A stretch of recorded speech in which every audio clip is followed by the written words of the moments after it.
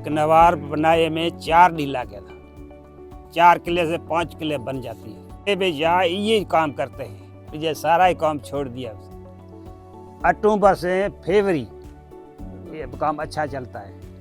ज़्यादा सर्दी के मौसम में लोग ज़्यादा आते हैं। साथ मौसम में काम नहीं चलता है, धागा भीज जाते हैं। दानी बाप से सिखाया हमारे दानी थे 999 धागे होते हैं। देखो साल ठाते या खीस ठाते, एक टिकली वालो, एक खीस चांकड़ी वालो, एक खीस दाने वालो, एक खीस लहर।